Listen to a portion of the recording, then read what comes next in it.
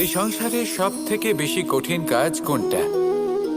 কেউ বলবেন যুদ্ধ করা, কেউ বলবেন ধন অর্জন করা, আবার কেউ বলবেন জ্ঞান অর্জন করা সব থেকে বেশি কঠিন। এবার প্রত্যেক ব্যক্তির নিজস্ব অভিজ্ঞতা আছে, আর সেই অনুসারে তার নিজস্ব একটা উত্তর আছে। সাধারণভাবে দেখতে গেলে এই সংসারে সব থেকে কঠিন হলো তপস্যা করা, অর্থাৎ সব কিছু ত্যাগ করে তপস্যায় নিজেকে বিলীন করে দেওয়া। এবার এর থেকে বেশি কঠিন এই সংসারে আর কি বা হতে পারে? এই সংসারে, এই সমাজে, নিজের পরিবারের মধ্যে থেকেও ধৈর্য ধরে সামনে অগ্রসর হওয়া, এটা হলো সব থেকে কঠিন কাজ। কারণ যখন আপনি তপস্যা করেন তখন সেখানে আপনার ধৈর্য ভাঙার মতো কেউ থাকেন না, না কোনো বন্ধু, না কোনো আত্মীয়, না কোনো শত্রু, কেউ না। কিন্তু যখন আপনি এই সমাজে, এই পরিবারে থাকেন, কোনো না কোনো ব্যক্তি এসে আপনার ধৈর্যের বাঁধ ভেঙে দেওয়ার ক্ষমতা রাখেন। তারা আপনার ধৈর্যের বাঁধ ভেঙে দেয়, আর কখনো কখনো তারা অনিচ্ছাকৃতভাবেই সেটা করে থাকেন। কারণ তাদের মানসিকতা আপনার থেকে আলাদা, তাদের কর্ম আপনার থেকে আলাদা, তাদের দৃষ্টিভঙ্গি আপনার থেকে আলাদা, জীবন যাপন আপনার থেকে আলাদা। সেক্ষেত্রে আপনি ধৈর্যচ্যুত হন, প্রসন্নতা আপনার থেকে ছিনিয়ে নেওয়া হয়। সেই জন্য এই সংসারে, এই পরিবারের থেকেও ধৈর্য ধরে সামনে অগ্রসর হওয়া কোনো পর্বতের শিখরে গিয়ে তপস্যা করার থেকেও অনেক বেশি কঠিন। আর যে ব্যক্তি এই সমাজেই, এই পরিবারে, সেই সকল মানুষের মধ্যে থেকে গিয়েও ধৈর্য ধরে অগ্রসর হতে থাকেন, যারা এই কাজটা শিখে নিতে পারেন, তারাই কিন্তু জীবনে আনন্দ লাভ করতে পারেন। এই ধৈর্যই শেষে আপনার জীবনে প্রসন্নতা বহন করে আনবে। তাই ধৈর্য ধরে জীবনের পথে অগ্রসর হন, আর আমার সাথে ভালোবেসে বলুন, রাধা রাধা। এই জীবনে তিনটি গুরুত্বপূর্ণ শব্দ আছে যা বোঝা আমাদের কাছে খুব গুরুত্বপূর্ণ, এবং এই তিনটি শব্দের নিজস্ব অর্থ আছে। প্রথম হলো সঙ্গবদ্ধতা, অর্থাৎ একসাথে মিলে কাজ করতে হবে, একসাথে মিলে পরিশ্রম করতে হবে, সামনে এগোতে হবে। এরকম করতে পারলে আপনার শক্তি বৃদ্ধি পাবে, আপনার ক্ষমতা বৃদ্ধি পাবে, আপনি এগোতে পারবেন এবং অনেক দূরে যেতে পারবেন। দ্বিতীয় হলো আত্মবিশ্বাস। হেরে যাওয়া বস্তুও আবার জিতে নিতে পারবেন। যদি আপনার নিজের আত্মবিশ্বাস থাকে তাহলে আপনি কখনো পরাজিত হবেন না। এবং তৃতীয় হলো অহংকার। জয়লাভ করার পরেও কিন্তু এটা আপনাকে পরাজিত করতে পারে। সেই জন্য জীবনে সঙ্গবদ্ধ হন, আত্মবিশ্বাস রাখুন, কিন্তু কখনোই অহংকার করবেন না। এই অহংকার আপনার থেকে সব কিছু কেড়ে নিতে পারে। এই অহংকারের জন্যই মথুরাপতি কংস নিজের পতনের দিকে অগ্রসর হয়েছিলেন। এই অহংকারকে ত্যাগ করুন, আর আমার সাথে ভালোবেসে বলুন, রাধা রাধা। আমরা যখনই কোনো গাছের চারা রোপণ করি তখন সবার আগে পরীক্ষা করে দেখি যে যেখানে আমরা চারা রোপণ করতে চলেছি সেখানকার মাটি আদৌ উর্বর কিনা, সেই মাটি সেই চারাকে বাড়তে সাহায্য করবে কিনা। যখন একটা চারা রোপণের আগে আমরা এত কিছু ভাবতে পারি, তাহলে কাউকে বিশ্বাস করার আগে আমরা কেন ভাবি না? জীবনে কখনো এই বিশ্বাসরূপী চারা কোথাও রোপণ করার আগে বোঝার চেষ্টা করুন যে যার ওপর আপনি বিশ্বাস করতে চলেছেন সে কি আদৌ আপনার বিশ্বাসের যোগ্য কি না। ভেবে দেখুন সেই ব্যক্তি ভবিষ্যতে গিয়ে আপনার বিশ্বাস ভাঙতে পারে কি না। এটাও ভেবে দেখুন যে যাকে আপনি বিশ্বাস করতে চলেছেন তাকে আপনি বিশ্বাস করলে নিজের জীবনের উদ্দেশ্যে আপনি অগ্রসর হতে পারবেন কি না। আর তার জন্য প্রয়োজন সঠিক সিদ্ধান্ত, পরখ করা, কোনটা উচিত কোনটা অনুচিত সেটা বোঝা। আর তাতে কিন্তু আপনি সন্দেহবাতিক হবেন না, তাতে আপনি আরো নিপুণ হয়ে উঠবেন। তাই যদি আপনি নিপুণ হয়ে উঠতে চান তাহলে বোঝার চেষ্টা করুন, পরখ করে দেখুন, কোনটা উচিত কোনটা অনুচিত বুঝুন। আর বিশ্বাস তখনই করুন যখন আপনি 100% নিশ্চিত হবেন যে সে বিশ্বাসের যোগ্য। আসুন আমার সাথে ভালোবেসে বলুন, রাধা রাধা। রাধা কখনো কখনো আমার জন্য বড়ই সুগন্ধি আতর নিয়ে আসে, পারিজাত ফুলের মালা নিয়ে আসে আমার প্রসাধন করবে বলে, এবং আমার সব থেকে বেশি প্রিয় মাখন নিজে হাতে বানিয়ে আনে আমাকে নিজে হাতে খাইয়ে দেবে বলে, সবকিছু আমাকে প্রসন্ন করবে বলে। কিন্তু আপনি কখনো ভেবেছেন যে এই আতর কিভাবে বানানো হয়? সহস্র ফুলের পাপড়ি একসাথে পিষে নিতে হয়, তারপরে তার থেকে যে রস নিঃসৃত হয় সেই রস দ্বারাই আতর তৈরি হয়। অনেক সংখ্যক ফুলকে অসীম যন্ত্রণা ভোগ করতে হয়, তবে তারা আমার প্রসাধন সামগ্রী হয়ে উঠতে পারে। দুধ থেকে মাখন তৈরি করার জন্য কতটা পরিমাণ মন্থন সহ্য করতে হয় সেটা আপনি জানেন। ঠিক সেই রকমই হলো আমাদের জীবনও। বিপদও আসে, কঠিন পরিস্থিতিও আসে, এর সম্মুখীন হতে শিখুন। মনে রাখবেন, আপনি হলেন সেই দুধ যাকে মন্থন সহ্য করতে হবে মাখন হয়ে ওঠার জন্য। মনে রাখবেন, আপনি হলেন সেই ফুলের মতন যাদের পিষ্ট হতে হবে সুগন্ধি আতর হয়ে ওঠার জন্য, যাকে এই সংসার পছন্দ করে। কখনো কখনো জীবনে আপনার সাথে খারাপ শুধুমাত্র এই কারণে ঘটে যাতে আপনার শ্রেষ্ঠ রূপ এই সংসারের সামনে আসতে পারে। শুধুমাত্র কঠিন পরিস্থিতি এবং বিপদকে একটা সুযোগ হিসেবে দেখার চেষ্টা করুন। আপনার জন্য এই সংসার বদলে যাবে, সংসারকে দেখার দৃষ্টিভঙ্গি পাল্টে যাবে, আপনার ভাগ্য পাল্টে যাবে, আর এই মন প্রসন্ন হয়ে বলবে, রাধা রাধা। পাশা নামক এই খেলাটি আপনারা নিশ্চয়ই খেলেছেন, না খেলে থাকলে দেখেছেন, আর যদি দেখেও না থাকেন তাহলে নিশ্চিত রূপে শুনেছেন। মহাভারতের এই মহাযুদ্ধ কোথাও না কোথাও এই পাশা নামক খেলার কারণে হয়েছিল। পাশার এই বিচিত্র খেলা, দান, এইসবের কারণে কেউ নিজের মাথায় রাজ মুকুট পরিধান করেছিলেন, আবার সেখানে এই পরাজিত হওয়ার জন্য কাউকে বনবাসও ভোগ করতে হয়েছিল। কিন্তু এই খেলা সমাপ্ত হওয়ার পরে সমস্ত ঘুঁটি আর এই পাশার ছক একই পুটলিতে স্থান পেল। এটাই হলো আমাদের জীবন। এই সংসারে আমরা জয় পরাজয়ের বিষয়ে এতটাই ভাবি, এত চিন্তা করি যে এই জীবনের খেলার আনন্দটাই উপভোগ করতে পারি না। আর অবশেষে কি হয়? কেউ জয়ী হন, কেউ পরাজিত হন, কিন্তু দুজনেই একই স্থানে পৌঁছে যান। প্রত্যেক ব্যক্তি মৃত্যুর পরে একটি নির্দিষ্ট স্থানেই পৌঁছতে বাধ্য, কিন্তু ততক্ষণ এই জীবন, এই খেলা, তার আনন্দ উপভোগ করুন। এই সংসারে সেই ব্যক্তি শ্রেষ্ঠ স্থানে পৌঁছতে পেরেছেন যিনি এই সংসারকে প্রকাশ প্রদান করেছেন, যিনি কখনো জয় পরাজয় এ বিষয়ে ভাবেননি, শুধু এই জীবনের খেলার আনন্দ উপভোগ করেছেন। এটাই আপনিও করুন, আর আমার সাথে ভালোবেসে বলুন, রাধা রাধা। প্রত্যেক মানুষ নিজের জীবনে দুঃখ অনুভব করেন। প্রত্যেকের দুঃখ আলাদা হতে পারে। কারোর মনে এই দুঃখ থাকে যে সে তার বাবা মায়ের সব ইচ্ছে পূরণ করতে পারেননি। কেউ এটা ভেবে দুঃখ পান যে সে চিরকাল সদাচার করেছেন, সৎকর্ম করেছেন, কিন্তু তাও তাকে দুরাচারী বলে মনে করা হয়। কেউ এটা ভেবেও দুঃখ পান যে তার সামনে যে ব্যক্তি রয়েছেন তার চোখে তিনি শত্রু হয়ে উঠেছেন বা দুষ্ট হয়ে উঠেছেন, যেখানে তিনি হয়তো কোনো অনুচিত কাজই করেননি। এবার এই সমস্ত বিষয় নিয়ে ভেবে নিজের ব্যক্তিত্ব নিয়ে সন্দেহ প্রকাশ করবেন না।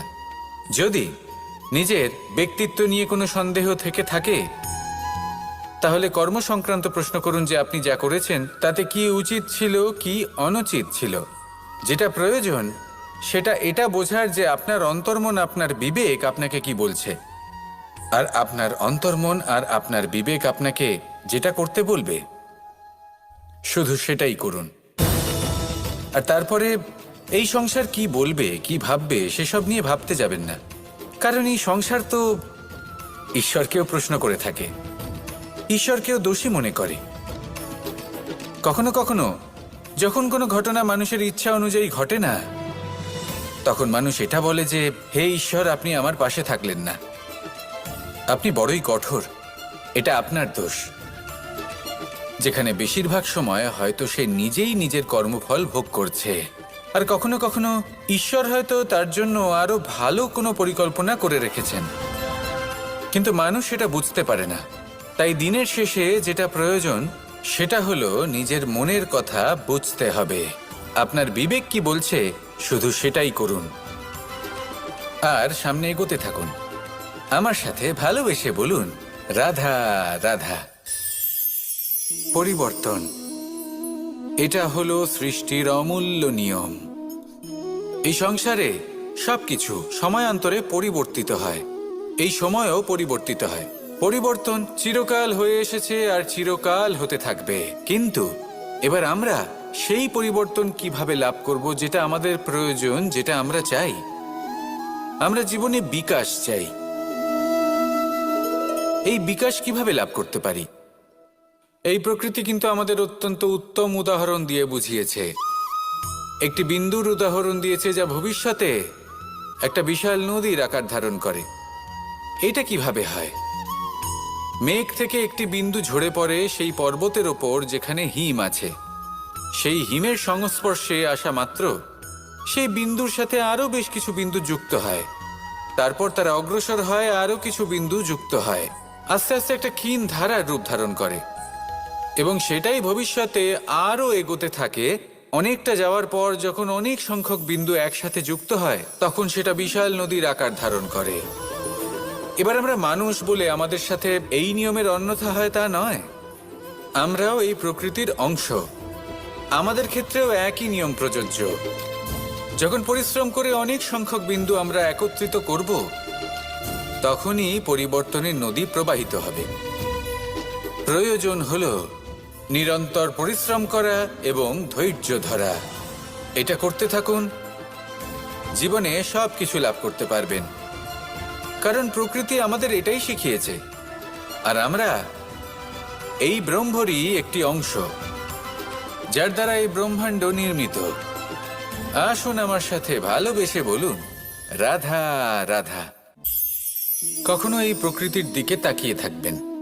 এই প্রকৃতি অনেক ধরনের শিক্ষা দেয়।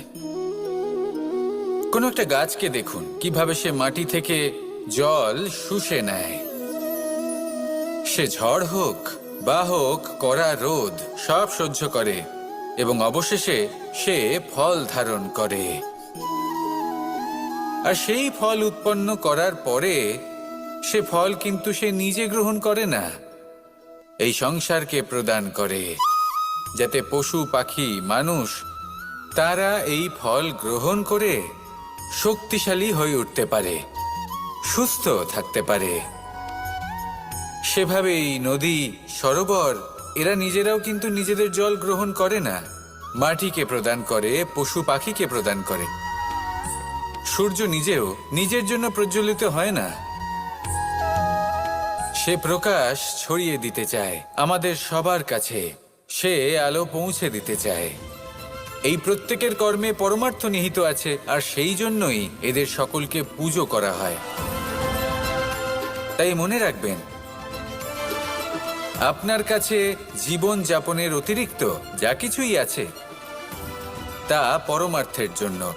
তাহলে তার সদ্ব্যবহার করুন আর আমার সাথে ভালোবেসে বলুন, রাধা রাধা।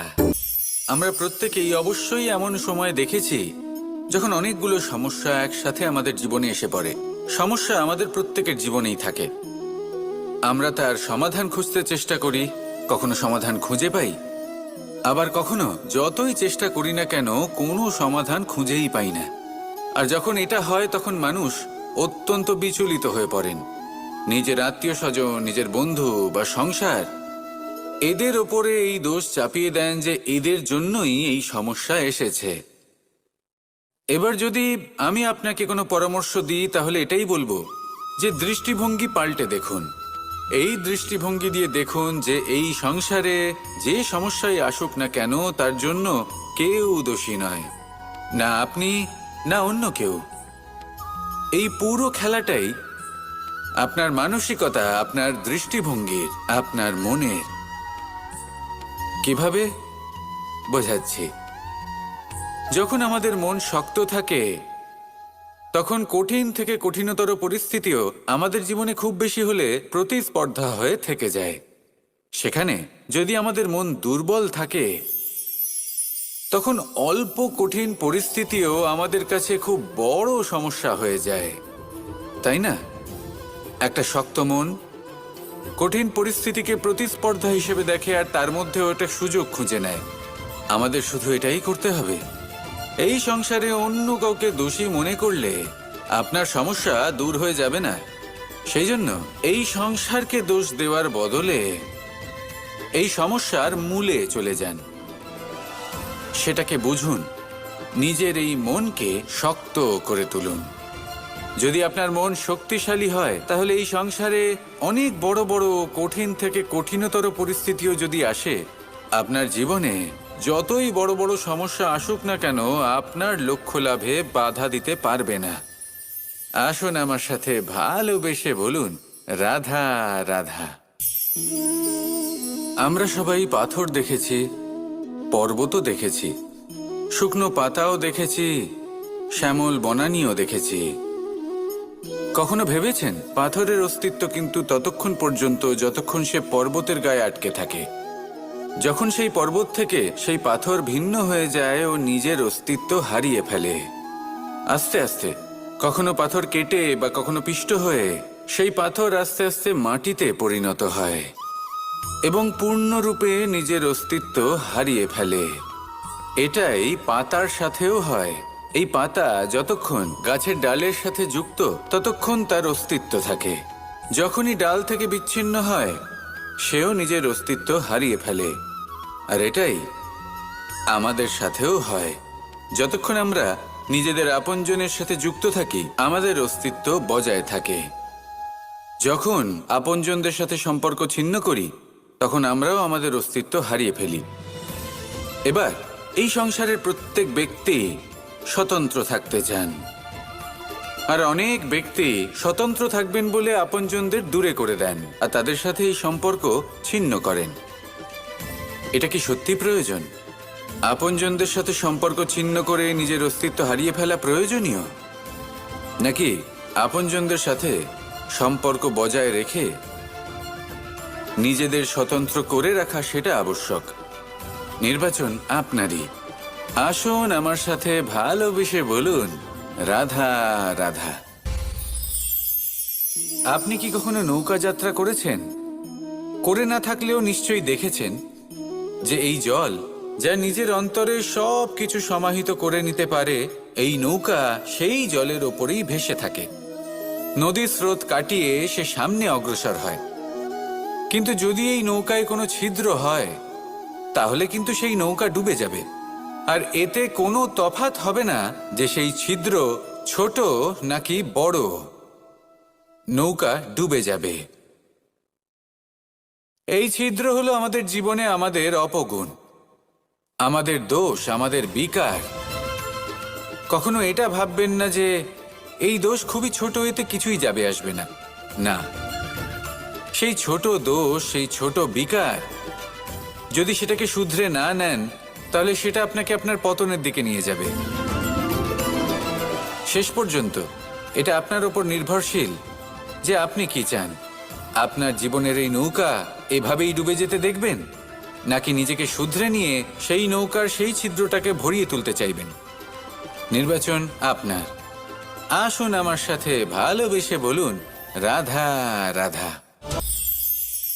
জল, জলই পৃথিবীতে বেঁচে থাকার জন্য আবশ্যক তো বটেই, কিন্তু এই জল আমাদের একটা অত্যন্ত গুরুত্বপূর্ণ শিক্ষা প্রদান করে। কখনো এই জলকে দেখেছেন? যে পরিস্থিতিতেই এই জল প্রবাহিত হোক না কেন, এর উপর যা কিছুই প্রভাব থাকুক না কেন, এর পথে যতই বাধা আসুক না কেন, তার মধ্যে থেকে ও নিজের পথ ঠিক বের করে নেয়, কিন্তু নিজের প্রবাহ থামতে দেয় না, ক্রমাগত অগ্রসর হতে থাকে।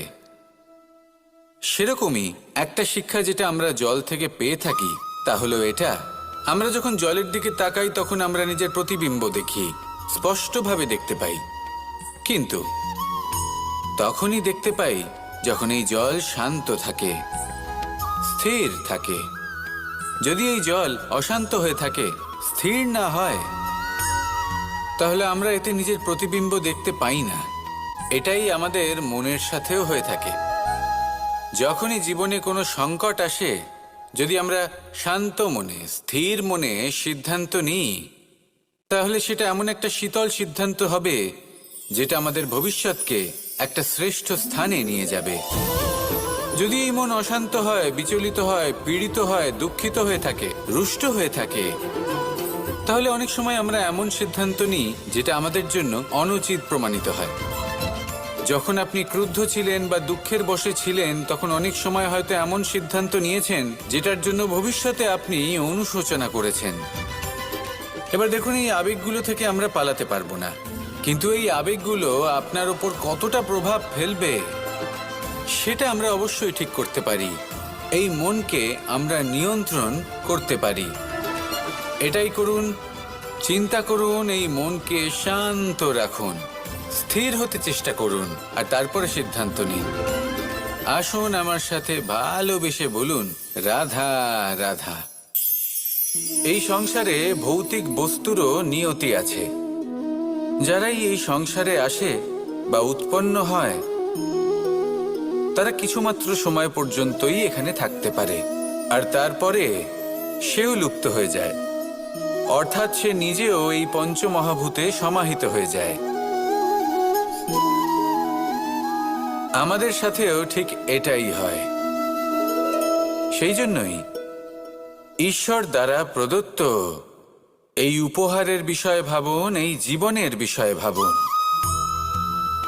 ঠিক যেমন বিশ্বাস ভঙ্গ হলে কোনো ব্যক্তি আমাদের কাছে অপরিচিত হয়ে যান, ঠিক সেরকমই শেষ নিঃশ্বাস ত্যাগের পর এই শরীরও আমাদের কাছে পরই হয়ে যায়। তাই এই শরীর থাকাকালীন শ্রেষ্ঠভাবে একে সদ্ব্যবহার করুন, এই জীবনে শ্রেষ্ঠ কর্ম করুন। আর এই জীবনকে শ্রেষ্ঠভাবে যাপন করার জন্য কিছু কথা বোঝা প্রয়োজনীয়। যদি আপনি কারোর প্রশংসা করেন, তাহলে পূর্ণ হৃদয় দিয়ে করুন। যদি আপনি হস্তক্ষেপ করে থাকেন, তাহলে মস্তিষ্ক দ্বারা করুন। যদি আপনি সমীক্ষা করেন, তাহলে বিবেক দ্বারা করুন। যদি আপনি ধন অর্জন করতে চান, তাহলে নীতি অনুসারে চলুন। যদি জীবনযাপন করতে চান, তাহলে রীতি মেনে করুন। আর যদি ঈশ্বরের ভজন করতে চান, তাহলে ভক্তিভাব নিয়ে করুন। শুধু এই কথা মনে রাখবেন যে আপনার এই জীবন কিন্তু অনিশ্চিত কাল পর্যন্তই আছে। কতক্ষণ আছে সেটা কেউ জানে না। তাই কিছু মুহূর্ত যেটা যাপন করতে আমরা এখানে এসেছি, সেখানে ক্রোধ, অহংকার, ঈর্ষা, এইসব আবেগের কি গুরুত্ব বলুন তো? এগুলো ত্যাগ করুন। মানুষকে ক্ষমা করতে শিখুন, আস্তে আস্তে বিশ্বাস করতে শিখুন। এই সংসারে নিঃস্বার্থভাবে প্রেম করতে শিখুন, আর সবার মধ্যে আনন্দ বিতরণ করুন। তাই এই সব গুণ যদি আপনি আত্মসাৎ করতে পারেন, তাহলে আপনার জীবনে শুধু আনন্দ এবং আনন্দই বিরাজমান হবে। আসুন আমার সাথে ভালোবেসে বলুন, রাধা রাধা।